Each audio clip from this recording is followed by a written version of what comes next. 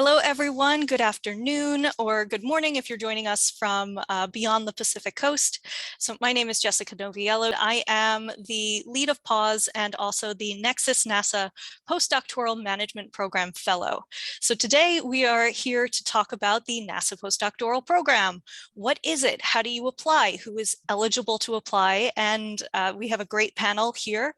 We have Dr. Scott Miller, who is the lead of programming or program lead for ORAU, which actually administers the NPP.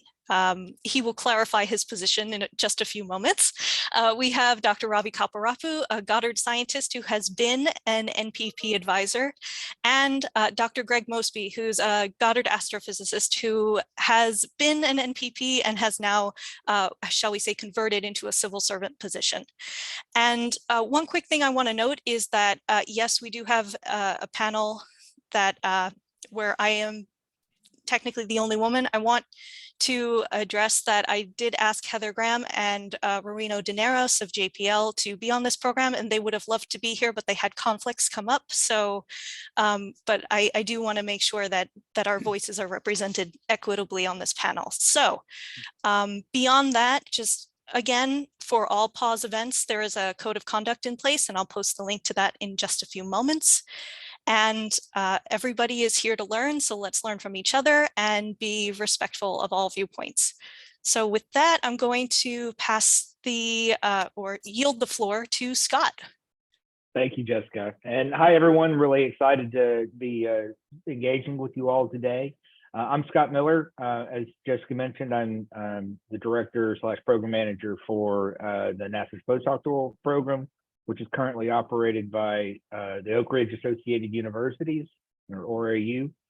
My background a little bit is I have a PhD in chemical physics. I did a postdoc in space chemistry.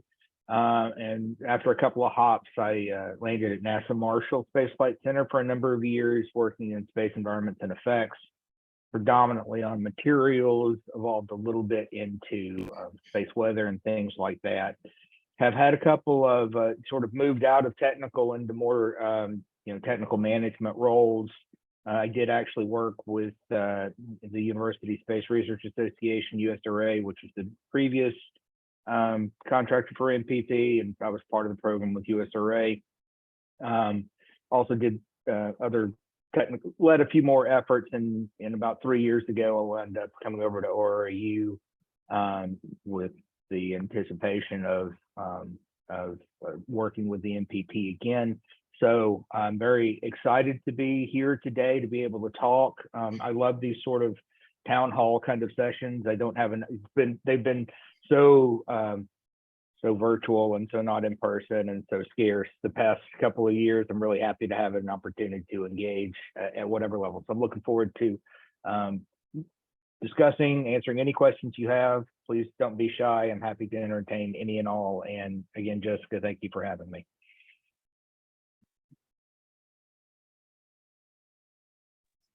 Thank you for being here. Next up, let's do Ravi. All right. Hello, everyone. And I'm Ravi Kopparapu. First of all, thank you, Jessica, for asking us to be here. I am a planetary scientist here at NASA Goddard, and I work on exoplanet habitability and atmospheres of exoplanets. And my background was in gravitational wave astronomy when I did my PhD thesis, and then I moved to the dark side of exoplanets.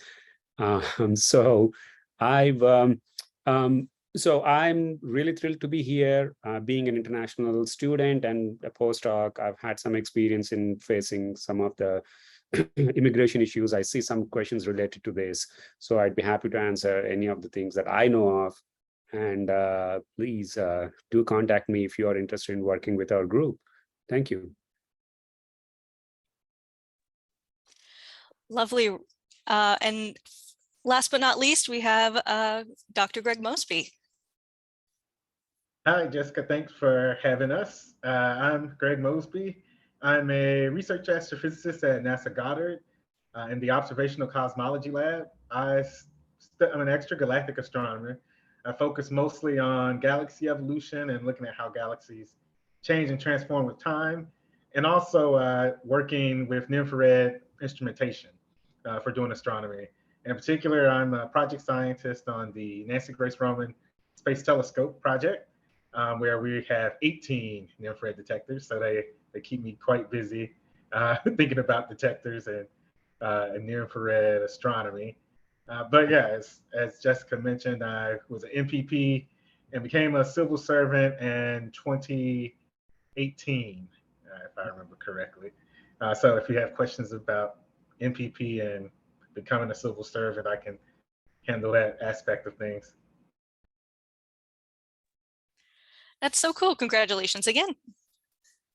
A few years late, but you know, we got there eventually.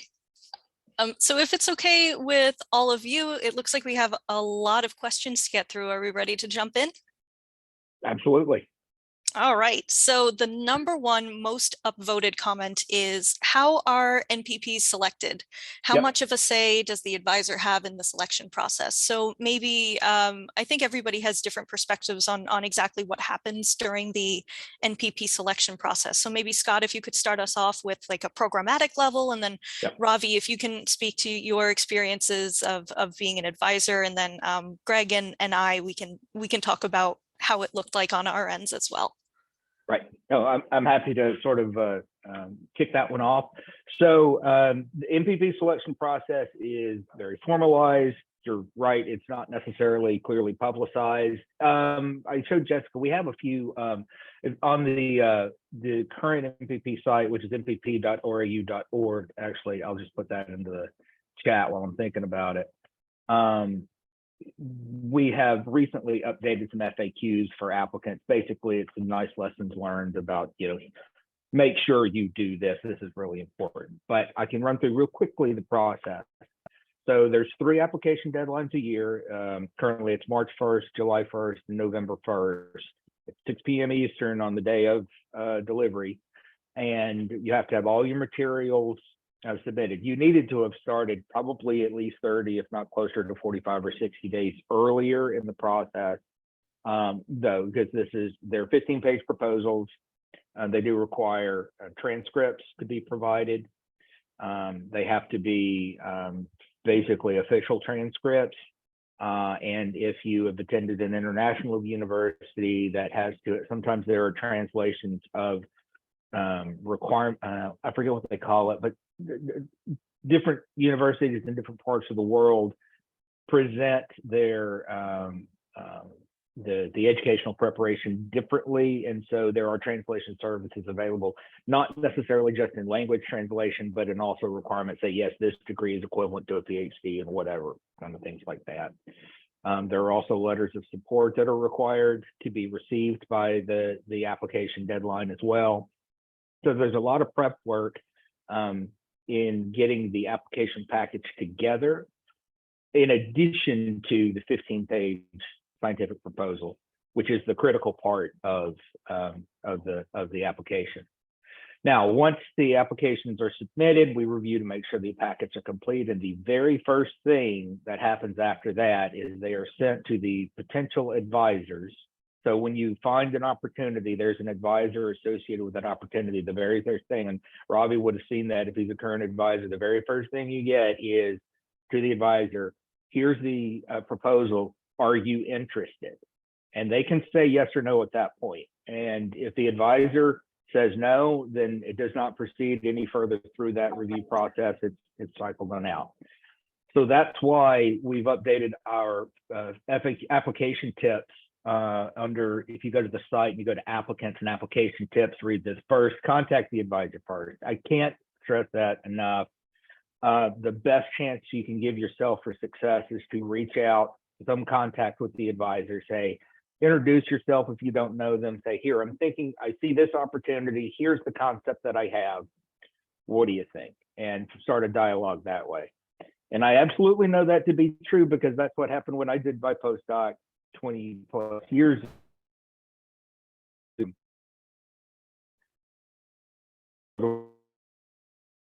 Research Council. Some of the later career folks you may work with may remember NRC postdocs. They're not as prevalent as they used to be, but they were always a big deal. And that was, I actually, we basically collaborated on my proposal. I wrote and I sent to my potential advisor, commented, came back, so that worked out well. Most important part of the process that I can encourage anyone to do is get that initial engagement, because if they're not interested in your initial topic, they may have some ideas. Hey, that doesn't really work for me. However, have you thought about looking at this? And then you're on to something. Okay, so once the advisors sort of give a thumbs up or a thumbs down, they will assess a rating.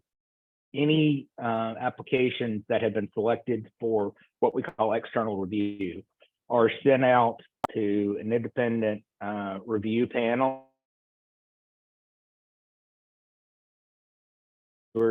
Experts in the field that we recruit from universities, other government centers. There are some restrictions, like your advisor can't write you a recommendation letter, your advisors can't be a reviewer. There's some, we do a lot of things to avoid any appearance of conflicts of interest and things like that. Once the review process is over, so that we have a 60-day cycle from the deadline to when the results are returned. As a matter of fact, we're just returning results from the July 1 application cycle this week. And those results are sort of ranked, given to not really the advisors. Each NASA center has a point of contact called a center representative that coordinates a lot of the communication between the fellows and applicants and the advisors. And then there's an internal discussion, and our two colleagues from, actually technically our three colleagues from Goddard, but certainly Ravi and Greg will be familiar. Ravi for sure is familiar of the positioning that happens internally to Goddard Science Mission Directorate, because each center has certain priorities, certain number of seat allocations, things like that. There's internal discussion that your overall score does help you with, but as far as I can tell, that may or may not be the ultimate deciding factor on award. But there's the internal center discussion. So this is all on the NASA side. So ORAU just runs the review, sends the results to NASA. NASA makes decisions and comes back to ORAU and says, make an offer to this person. At that point, when they close the loop like that, then we make the offer, at which point in time the applicant either selects or declines the offer, and then we take care of getting them in through the system and things like that. That was a lot. I'll pause now to see if Ravi or Greg have other perspectives on that from their seats, or if there's any follow-on questions to that. I think I agree with everything Scott just mentioned. Everything. One of the important things that Scott did say is to contact the advisor before you write the proposal. That is so important, because you would want to work with your advisor and build a relationship to have the proposal, to get the proposal, to give the proposal a maximum chance of being successful.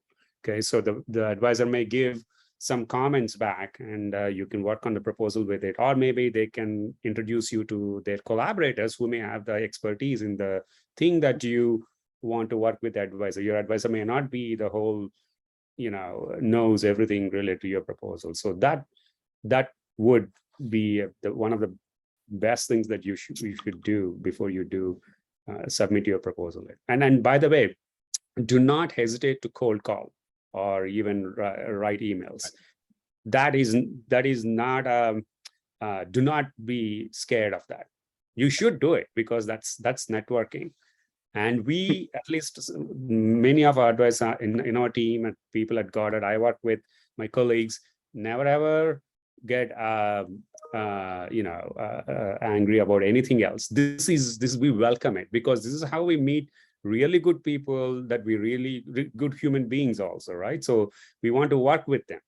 And so do not hesitate to straight up write an email to us and then say, hey, I want to work with you. I have an idea. Could we start working on a proposal? That is absolutely, absolutely fine. Yeah, I'd share a story with how I came to the NPP program. It was actually completely by chance. Jonathan Gardner, who was a project scientist in James Webb, came to Wisconsin, where I was in grad school, to give a talk about James Webb. And he mentions the infrared detectors and things that they work on. At the time, I was doing my PhD, working on an infrared detector system. And so I got a chance to talk with John one-on-one as kind of as part of the, me visiting speakers colloquia. And we were chatting about my work and also the other sort of things I did in observational astronomy. And he brought up like, hey, have you heard about the NPP program? You should definitely look into applying, reach out. I think we may have someone in our lab who would be really interested to work with you. It turned out to be Bernie Roscher, who now I collaborate with a lot. So that was my introduction to the NPP program. And right around I think it was the September timeframe, I reached out to John and said, hey, so I remember you telling me to ask you about the NPP. Can you introduce me to the colleague that you thought I may work well with? And so that started a relationship with Bernie. We worked together to put together a proposal. And then come March, I got an offer and came and did a quick visit of Goddard, since it was my first time visiting the NASA Center, the first time there. I got to see the lab space and all this other stuff that would be around. And based on those interactions and meeting the people, I accepted the offer and started the NPP. I'm going to interject with my own experiences too, because I was very similar to Greg actually, in that I had heard of the NPP program, but I never actually thought of myself as being competitive for it. I don't know exactly why, but at the time that I actually heard about it for the first time and like seriously considered it, I wasn't really sure if I was even going to continue on in science. I had a really rough like end of grad school period, but then I was I was collaborating with a group, and it's the group I now work for, actually. It's NExSS, and I had some project management experience from an internship I did years ago. So I put together this document and I sent it out to them for review. And then one of the NExSS leads emailed me back saying, hey, we're looking to get an NPMP position, which is the NASA Postdoctoral Management Program fellowship that I have now.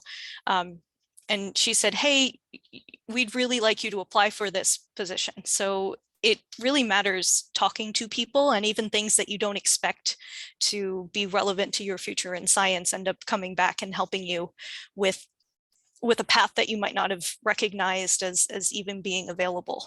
So I'm really, and I'm not just saying this because my boss is on the call now, but I really do enjoy the position that I have. And the position that I have allows me to do events like PAWS, and I really appreciate that. So yeah, that's just my experience of like, I didn't think I was even competitive, and then I ended up getting it. So like, even if you don't think that it is something that you will be competitive for or that you can get, like, I mean, it's a lot of work, the proposal, but try, like, do yourself that favor and try, because you don't know what will happen, and you don't know what even one experience or one proposal writing session will turn into later down the line. Couldn't agree more. Jessica, I'll just share my little story with that. Is when I was in grad school and I'd found this NRC opportunity, I went to my graduate advisor and he said, yeah, those are generally reserved for top 10 schools. You're probably not going to really have a shot with that. Well, I submitted anyway. Don't let them tell you that you can't. Just keep going. Yeah. Yes, thank you. So let's move on to, unless anybody has anything else to add, or there are any follow-on questions, I think we can ask the next question, which is, oh, Greg, this is actually perfect for you. Do NPPs typically go on to work at NASA centers in permanent positions, or get permanent positions elsewhere after they complete their NPP? So yeah, this is an interesting question, because I had the same question when I started the NPP program. And I think the most truthful answer is it probably depends and it varies. What I would ask around the older generation at Goddard would say, oh yeah, NPPs convert all the time. And then the more recent hires at Goddard would say, oh, well, it's kind of rare, it hasn't happened a lot. So it seems to be at the whims of whatever hiring trends that may be going on in the agency. But it's definitely a possibility. It seems like it's a pipeline that they want to make work.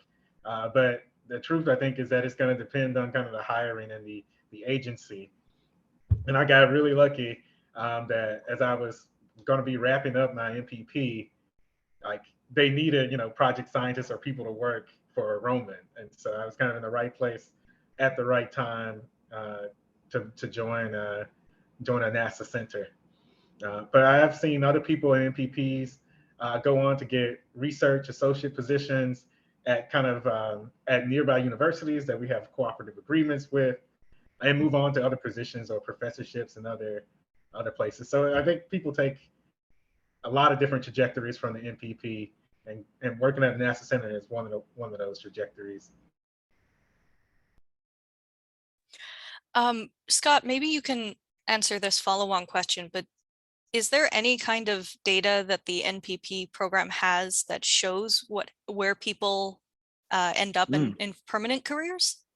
So that data exists. I haven't seen it for the past 5 years or so. We're actually just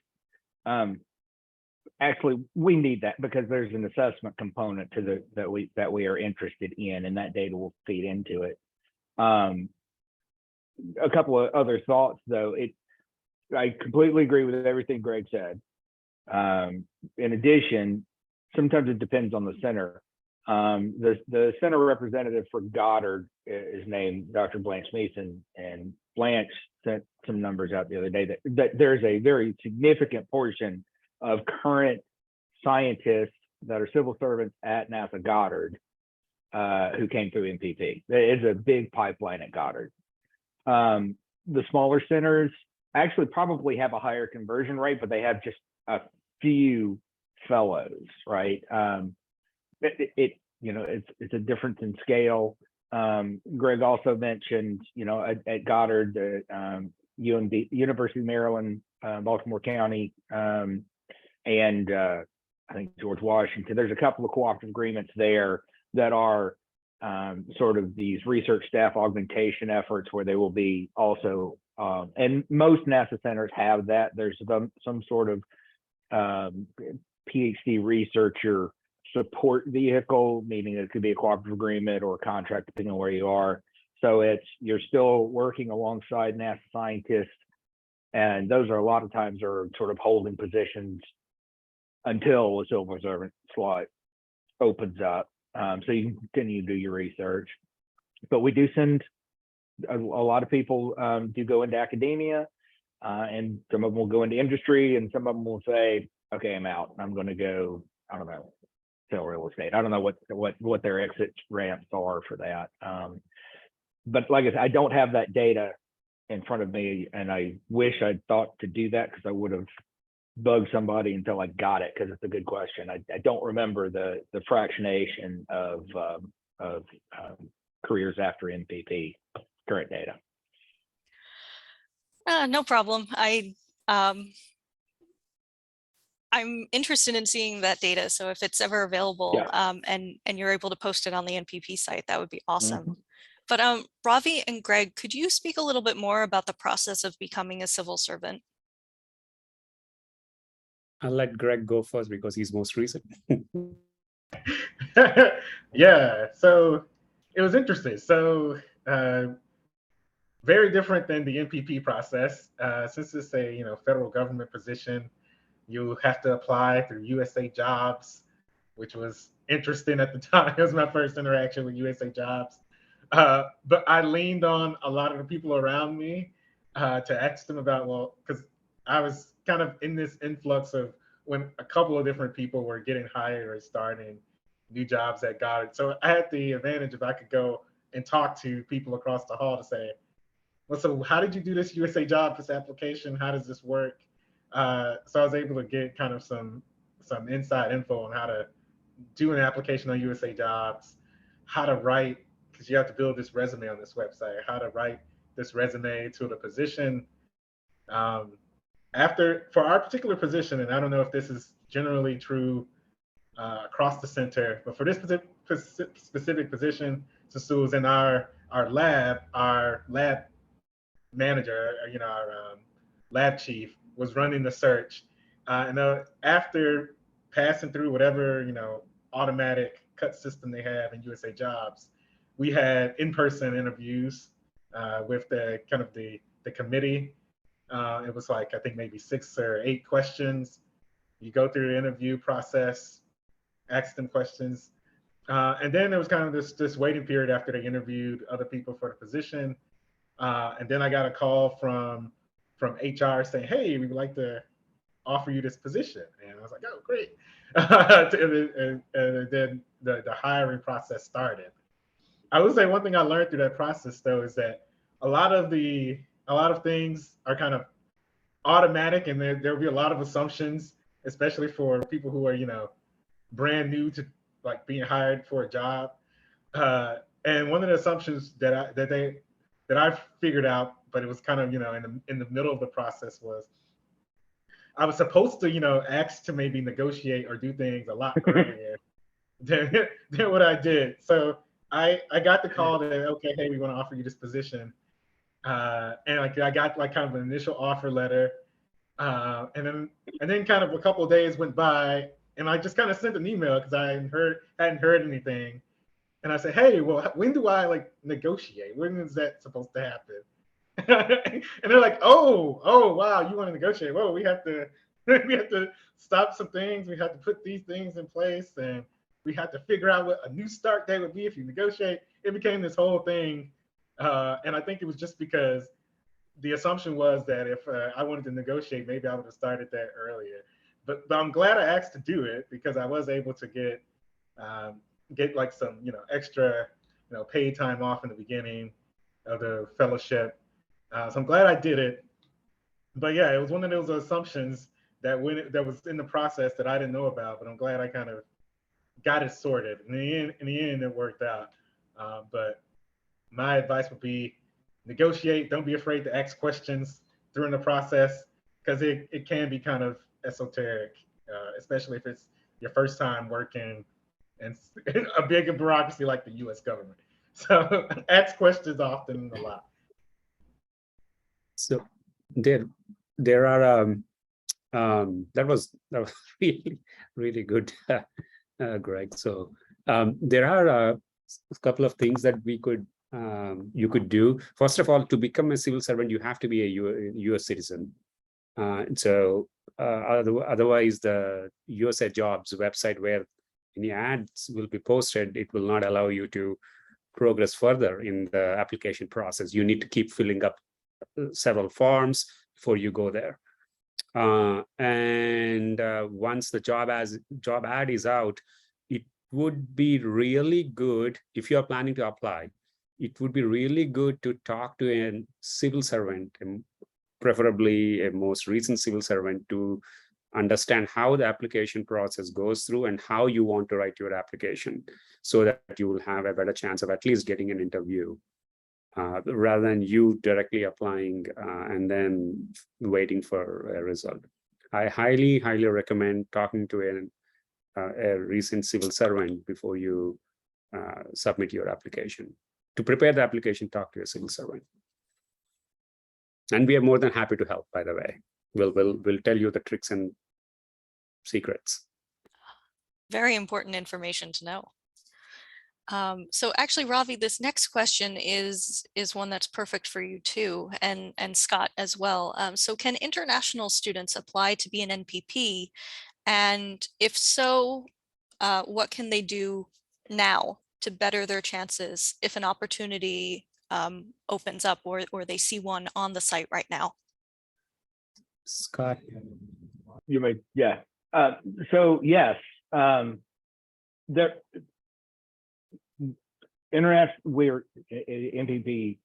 accepts many international fellows.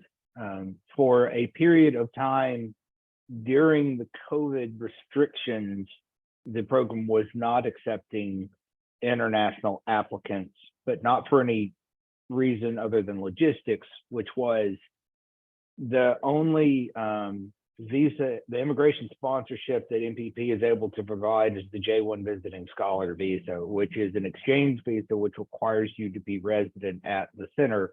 And since the centers were closed and the State Department had this huge backlog of getting J1s, nobody could really, even if you got accepted, you couldn't get through the process to get a J1 in a reasonable time. So for some period of time, they had restricted applications to U.S. citizens, which U.S. persons, I'll say, because it actually does include legal permanent residents, and people already here on a J1 sponsorship that could transfer to the NPP. As of 2 cycles ago, I think that's opened back up. So the program does accept international students with some restrictions. If you are a citizen from a country that's on the State Department's designated countries list, the program is not able to accept your application. And some so you'll see on the website, yes, international applicants are fine, but it kind of depends on the opportunity you find. Some centers just choose to not accept international applicants because they can't get them access to the center. Like NASA Glenn, it's very difficult to get anyone who's not a U.S. person onto that center, regardless. So they've just said, look, we don't have the level of support to be able to do that. But so that's a yes with caveat. But definitely, we've probably the level of international participation in this program, since I've been aware of it, has fluctuated somewhere between 45 and 55% of our fellows are generally international fellows.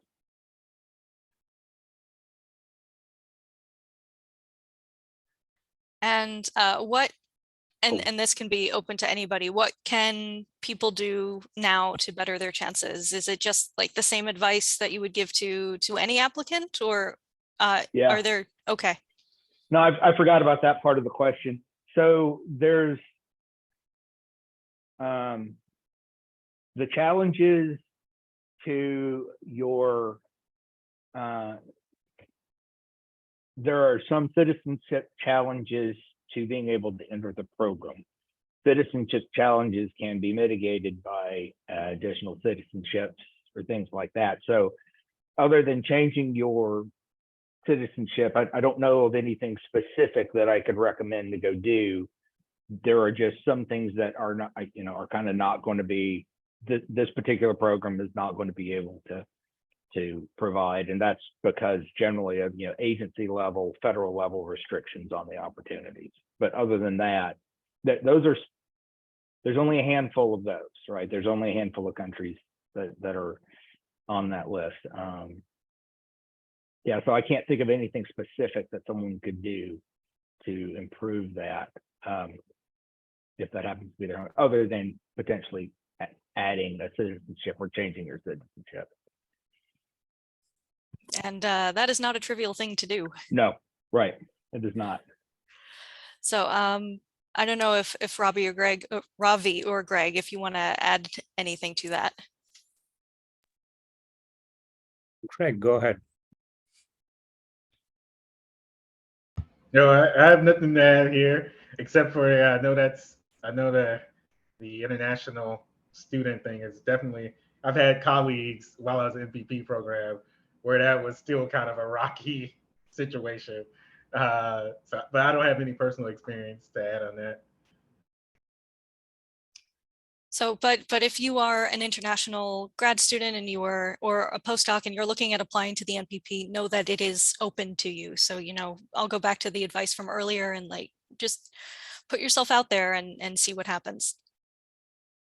Right. And if you find an opportunity that for whatever reason has a restriction that would not allow you to proceed on that, that doesn't mean every opportunity is going to have the same restriction. So look for opportunities at different centers, because it is not static across the organization. There are some things that apply to all opportunities and some things that only apply to select opportunities. Right. I've had an international PhD student who was finishing his PhD last year or year before, wanted to apply for NPP with us in here. And unfortunately, he was not able to do that because at that time, the NPPs were, I think there was a restriction on who can apply last year or year before the COVID travel, I think. And we lost a good candidate at that time. But it's the same one. If you now, I think it's they are eligible, right, Scott? Yes, that has been lifted. That was a temporary restriction because of the COVID issues. Right. That's exactly right. So if you are an international student and or a postdoc, if you want to apply for an NPP, you would be on a J1 visa. You'd have to apply for a J1 visa. And now I think that is possible to do that. And it is the same kind of for the proposal process, it's the same thing as everyone else. If you want to do something right now for the next 2-month cycle, I would highly recommend contacting your potential advisor with the ideas you have and want to start writing the proposal, getting a format as soon as possible. Right. Real quick, Jessica, because Ravi just said something right that I want to agree with. J1 is the only visa that is accepted, but you do not have to have a J1 before you apply. You can apply and be accepted, and then we go through the sponsorship process. So that is not an initial barrier. As long as you are eligible for a J1, you're free to come through the process, right? That is very important to know. I'm glad you said that. So let's talk about the actual application now, because we have a few questions on that.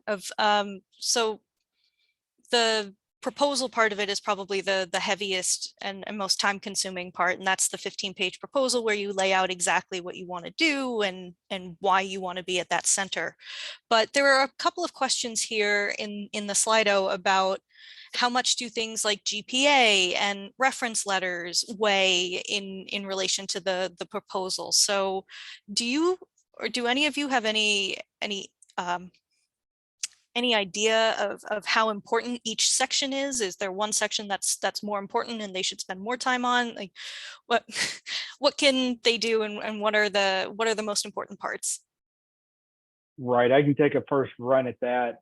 I don't know, Greg, when you came through, did you get your results? Sometimes partial results are shared, and I don't remember when that was implemented versus the timeline when you came through. And do you remember? Okay, so what I remember sort of and these numbers are approximate, but I feel like it's approximately a 40% weight on the actual research proposal, 20% each with the advisor score, the academic preparation, and the letters of support, letters of reference. So I don't have it at my fingertips, but that's effectively what the rubric is, something along those lines. So clearly the scientific merit is very important. Academic preparation, there's not a GPA aspect to it, but the reviewers do look at it and say, okay, it's more about when they are reviewing the proposed work and looking to see what sort of preparation they've had to do that work. That's a safeguard to say, okay, so Greg just said that his proposal was around infrared detectors, and his graduate work was around infrared detectors. So when you look at his, academic preparation, he's prepared to do work in infrared detectors. So I mean, that's the kind of thing. Had it been something completely unrelated, there might not have been, the reviewers may have other questions about, is this something, because they need to make sure that the effort can be completed by the person proposing it. And if you have to spend the first year or a year and a half learning before you actually do it, then that's probably not going to get very far through the application process because of the disconnect between preparation and the proposed work. That's really what that's about. Does that help? I would say that helps. I have actually never heard that rubric, the 40-20-20-20 breakdown. So that was a complete mystery to me, even upon submitting my application. Yeah, and I think I must have been in one of the earlier classes before they implemented sharing like scores, because I did hear other NPPs later on talk about getting scores or comments back, but I don't think we we got those back when I applied. Yeah, no, that was implemented because, and I completely agree with it. Now, so part of I don't think the applicant gets their actual score back. They may, they were either, usually what happens is they'll come back and let's say you, were not selected, or you were selected, or you're in a pending status, you're waiting. But pending and selected means you're eligible for it. But not having it, so it was recognized that applicants are submitting and it's a black box, right? They never hear anything back from it, kind of thing. And so finding ways that we could constructively provide any comments and constructive criticisms about what might make their proposal better, to encourage people, hey, if you fix these things and reapply next cycle, you might have a better shot. So that was implemented, and it's still currently being implemented to give, they're scrubbed to make sure that there's several things. Our review process actually goes through some, bias checks to make sure there's nothing in the review process. Then we don't, but that's pretty standard for review processes today, checking for OCIs, checking for, implicit or unconscious biases and things along those lines. And then in the results, we actually scrub to make sure what that the message is conveyed, but that it's done so in a constructive manner. That's fairly recent. So Greg, it may have happened after you came through.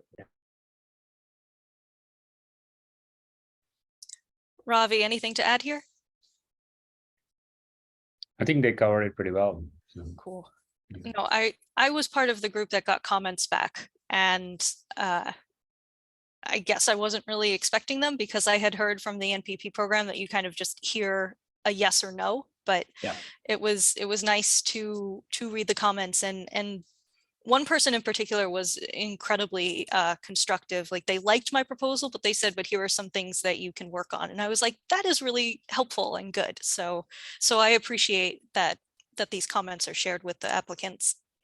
Good. I'm glad it was productive for you too. So that's good. There's another question about like the logistics of and numbers of NPPs. So one question is, here we go. Can I contact a mentor today to write an NPP opportunity for us to apply to together for the 11/1 deadline, or do I have to choose from the opportunities already listed? And I guess this is a question of like, how do NPP opportunities even come to be? Ravi, since you will have helped write one, I can defer to you. Do you have any thoughts on that? I have some thoughts, but I'm happy to get your perspective, since you would be the prototypical person to post an opportunity, right? Right. So we do have opportunities, and we list out what that opportunity means. So we write things that what we do here and things like that. And also our colleagues here at Goddard also have their own opportunities listed. And so they write about their research work and the people who would be doing those research work at Goddard. If you have an idea, and in most cases, it will fall, your idea probably falls into one of the opportunities, overlap with one of the opportunities anyway. So you could choose one that is most closest to your idea that you are coming up with. If you see that there are no opportunities available on the topic that you are interested in, there could be something that is close enough so that you can contact the advisor or the main lead for that opportunity and ask them what would be the best way to go about with this, so that they could help you in terms of whether to write a proposal that could be more well matched with the already existing opportunity, or they could point to another center or some other place, or maybe they could have work with you to write an NPP proposal for that. We have had, in most cases that we have received emails from students and postdocs over the years, most of them, they were in the categories where we already had existing opportunities, because they it's essentially we write it in a broad sense that, Right. it will fall into there anyway. So. Right. And I think that's exactly what I would see at most centers. There are some that are extremely specific about a particular opportunity, and that may already have someone in mind. That's not unheard of that happens. But most centers have written their opportunities broadly enough that there's flexibility to, find one that aligns well enough like that. Now, pertaining to the specific, is it too late to get one written and submitted in for the November 1st deadline? I feel like it might be, but not necessarily. I don't remember offhand if we closed the opportunities. Rob, do you remember if you got 90 days before November 1 or 60 days? Because we're 60 days before November 1 right now. Did you have to update your opportunities like a month ago, or when's your call to update them? If you remember. I don't. I think Sean might answer this. Sean, are you online? Are you able to speak up to this? Well, yeah, I'm here. I can speak up, but my memory is no better than yours. Yeah, okay, right. I think it's pushing it for November 1 to be honest, but for March for sure, right? You want to have that conversation, yeah. I think the general advice I'd give to any early career people is if you're looking to connect to someone that does not have a listed opportunity, then getting in touch with them earlier the better. You want a month at least to work the proposal anyways, and if it's for something that doesn't exist currently, maybe 2 or 3 months would be wise. Yep, completely agree. And depending on the center, I'm pretty sure that the Goddard folks will recognize that there is a certain level of a vetting process. You have to sort of qualify to be an advisor on some level, and so as Sean just mentioned, if you're talking to someone who does not have an opportunity yet, they may have some wickets to hop on the NASA side of the house to even be able to get one. So earlier is definitely better. Also, I just realized that we are all Goddard people and not. I don't think anyone from other centers are here, so we're kind of playing. I'll represent the other centers, but seriously, Goddard is one of the major users. I mean, it's Goddard will certainly be representative of a large portion of the program. Thank you, Scott, for advertising. Yeah, right. Yeah. And I really wanted to have Rowena, who is the center manager at JPL, talk about her perspective, but unfortunately she had a conflict. So I did try. So we only have about 10 minutes left, and there are 2 questions that I'd really like us to address. So let's do that quickly. The first is actually on the NPMP position. So the question is, because the NPMP requires 1 year of a postdoc before you can apply, how should students express their interest in those programs when applying to that particular NPMP opportunity? How should students express their interest? Okay, I'm having a little bit of a disconnect there, because if you've had 1 year of postdoctoral experience, you're no longer a student. So right, I think this is so the requirement of the NPMP is that there should be a year of postdoc to be eligible to apply. I think this question is asking, is that a hard requirement, or It is, and I don't know if any of our Goddard colleagues. I know, Jessica, you are currently in NPMP. I don't, and those are normally somebody at headquarters. So I don't know if anyone here, anyone else on the call is working with NPMP slots. So, and there's that requirement is a little bit subject to interpretation.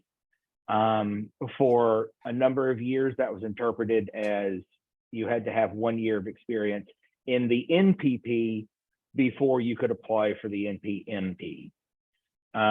There's a little bit of a discussion on whether or not that's a year of postdoctoral experience anywhere before you come in as an NPMP, which I think is the way it's going to start being interpreted. But I mean, on that, they're just saying they want you to come in and have a year of postdoctoral research experience before you go and start splitting your time with the postdoctoral management experience. And I'm looking away from the camera because I'm trying to make sure I'm covering the rest of it. How do you express your interest in the program?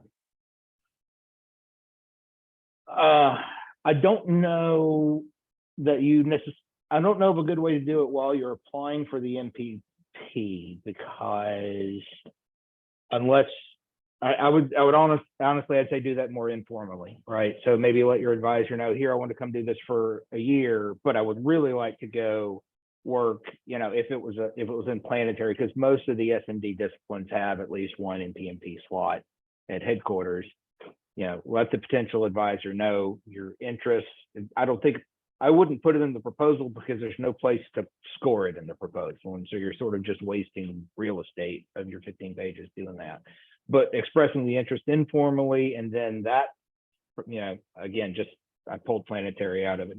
That planetary scientist advisor will know the planetary science contact at headquarters who would be in charge of the position, and they can sort of start having that conversation. So it's more, Ravi mentioned networking. It's sort of networking a little bit, but you're just sort of doing it alongside, would be my initial thoughts to that. But other folks may have other good ideas on that as well. Or we could ask our resident expert. Oh dear, I hope you don't mean me. Right, yeah. Yeah, when I applied for the NPMP position, I guess I had been a postdoc for almost a year at the time, and I was just lucky that the opportunity came up right when I was looking at whatever my next step was going to be.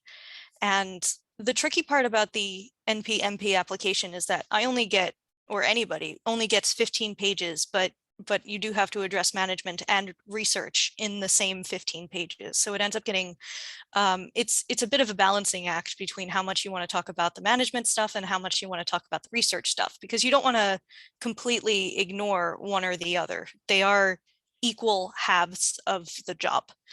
And I've never sat down to actually like quantify how much of my proposal is one or the other. But I noticed that there is a question in here about can we share successful NPP proposals? I am willing to share mine if you email me directly. And I can ask other NPPs that I know, because again, the research NPP is going to be different from the NPMP application. And then, sorry, back to the original question that was asked. I would tell the student to just reach out to the person who is, reach out to the potential advisor and get their perspective and see if maybe there is a little bit of wiggle room, especially because we're still coming out of the pandemic. And I don't know, maybe that can be used in your favor, maybe. Yeah, there was something else. Let me hop back to the can you share a proposal thing. Clearly, I can't share a proposal, you know, but if you find someone who's willing to share, that's absolutely fine. A couple of months ago, and you'll find this, you can find it on the NPP website if you go to News and Resources. Dr. Max Bernstein, who is the lead for research at NASA S&D, we had him come on for an hour and talk about Rose's proposals, which are not NPP proposals, but they are nonetheless scientific proposals. And so you can watch the recording of his webinar or download his slides, which are sort of a general, here's what a good NASA proposal should contain kind of overview. And there are elements of NPP that are very much aligned with Rose's program. They're separate, but they sort of draw from each other. So I just wanted to point that out. If you do go poke around the website and go to News and Resources, yeah, we did it on July 1, we posted it. So I'll put that in here too for anyone who's interested, because that may be a useful resource. Now, Max certainly has seen his share of proposals, so yeah. Yeah, we'd love to do a PAWS event in the future on, you know, how to write a good proposal. So yeah. Okay, final question of the panel, and then we'll do a round of closing comments. How many NPPs are there, and are they allotted? And how many does each center get? Is that a set number? Like if Goddard have 5 in March, will they have 5 every time? How does it work? Okay, I can talk. Let me present sort of the whole program, and then we have several of our colleagues on Goddard who can talk about slot allocations at Goddard, because that's I don't really want to get into religion or politics on this discussion, but I suspect that's close to both of them. Right now, I think we have somewhere between 165 and 185 fellows in the program across its entirety. Ranking the number of users, and I don't remember, I don't have that pulled up right now, but Goddard and JPL are the largest users of the program. NASA Ames is right behind that. And then all of the other centers have different varying numbers of slots. There are 2 flavors of spots there. Some NASA headquarters funds, and some are funded by the center/advisor. So there's not a fixed number of slots for the program, but headquarters just say, okay, here's how many slots we're going to pay for.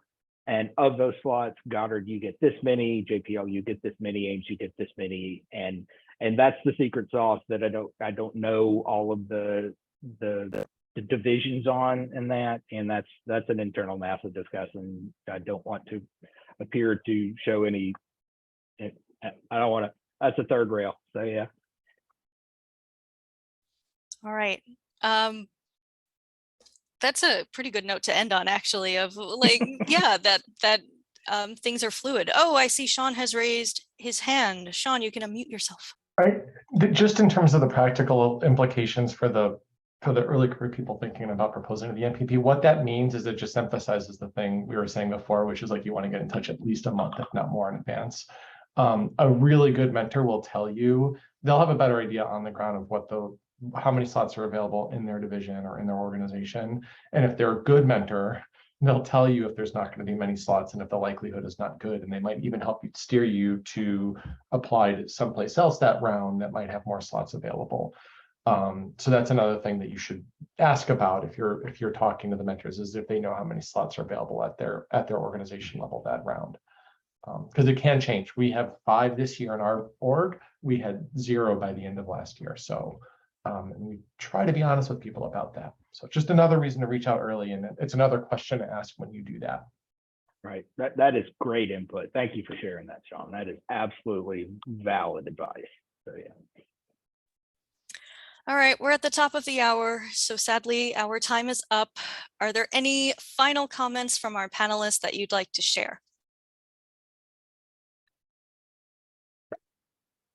I've just really enjoyed getting to talk about the program, and I've really enjoyed getting to interact with colleagues across the agency. So thank you so much.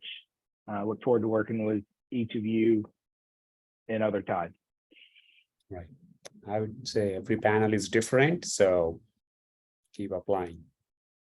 Exactly. Yeah. Yep. Reach out early, and yeah, don't be shy. All right, well, I think that's it, everyone. Thank you so much for being here. Thank you to our panelists for your time and expertise. A round of applause for you. Thank you to the NASA Astrobiology program for sponsoring these PAWS events. And I hope that we will see you at the next PAWS event, which is on September 29th at 1 p.m. Eastern, 10 p.m. Pacific, 10 a.m. Pacific. Sorry, no 10 p.m. events. Don't worry. And that will be on careers at national labs. So I'm trying to plan ahead. And anyway, this was a great discussion. Thank you all for being here. Thank you, Jessica. Yeah. Thanks, Jessica. Thanks, everyone. Have a great week. See you all. Bye-bye.